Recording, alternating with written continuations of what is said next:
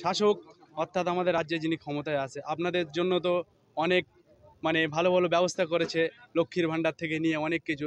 তা আপনাদের এই লক্ষ্মীর ভাণ্ডার নিয়ে কেমন দিন কাটছে? দেখুন, লক্ষ্মীর ভাণ্ডারের জন্য যে বরাদ্দ করা হয়েছে সেটা সরকার যাদের জন্য দিচ্ছে তাদেরকে শুধুমাত্র লক্ষ্মীর ভাণ্ডার দিয়ে যে মহিলাদের অধিকারকে নিশ্চিত করা যায়নি, তার সবচেয়ে বড় প্রমাণ হলো সন্দেশখালী। আমার লজ্জা লাগছে, আমাদের রাজ্যের মুখ্যমন্ত্রী তিনি একজন মহিলা হওয়া সত্ত্বেও তিনি সন্দেশখালীতে, যেখানে মহিলারা এত পরিমাণ অত্যাচারিত, এই কিছুদিন আগে, এক সপ্তাহ আগে মুখ্যমন্ত্রী মঞ্চ থেকে বলছেন যে বসিরহাটে যদি আমার প্রার্থী হাজী নুরুল ইসলাম যদি জেতেন তাহলে আমি সন্দেশখালীতে যাব। তার এখনো মুখ্যমন্ত্রী সম্পর্কে আমরা জানতাম যে মমতা বন্দ্যোপাধ্যায় নাকি যেখানে যা সমস্যা হয় তিনি সবচেয়ে আগে ছুটে যান, অথচ তারই রাজ্যের ঘটনা যেখানে এত পরিমাণ শয়ে শয়ে মহিলারা আক্রান্ত, তারা রাস্তায় নামছে প্রতিদিন, পুলিশের লাঠির বাড়ি খাচ্ছেন তাও রাস্তায় নামছেন, সেখানে মমতা বন্দ্যোপাধ্যায় একদিন সন্দেশখালী যেতে পারলেন না। এখনো পর্যন্ত ইলেকশনের ক্যাম্পেনিংয়ের জন্য তিনি সন্দেশখালীতে গেলেন না এবং নির্লজ্জভাবে তিনি বলছেন যে যদি টোপ দেখাচ্ছেন, যদি আমি বসিরহাট থেকে আমার প্রার্থী জেতেন তাহলে আমি সন্দেশখালীতে যাব। এই হচ্ছে আমার রাজ্যের মহিলা মুখ্যমন্ত্রীর অবস্থা। আর একই রকমভাবে আমাদের দেশের প্রধানমন্ত্রী, যেখানে মণিপুরের মতো জায়গাতে মহিলাদের উপর প্রতিদিন অত্যাচার নামছে, গণধর্ষণ হচ্ছে, শিশুরা অত্যাচারিত হচ্ছে, সেখানে প্রধানমন্ত্রী সময় পেলেন না মণিপুরে পা রাখতে।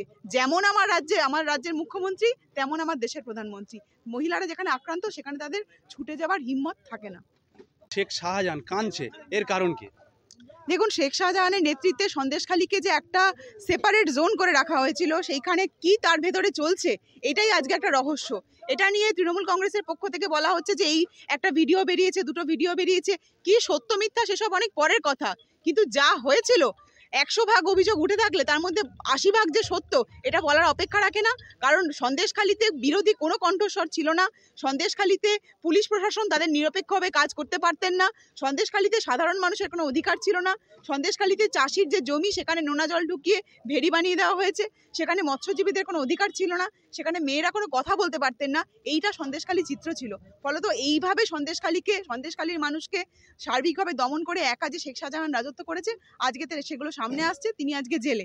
আগামী দিনে পশ্চিমবঙ্গের বিভিন্ন জায়গাতে এরকম সন্দেশখালী হয়ে রয়েছে, বহু মানুষের কণ্ঠস্বর এরকমভাবে দমন করে কয়েকজন নেতা তাদের মানুষের কণ্ঠস্বরকে চাপা করে রেখেছে, সামনের দিনে সেগুলোও সামনে আসবে। বসিরহাট লোকসভায় আপনারা কি বার্তা দিতে চান?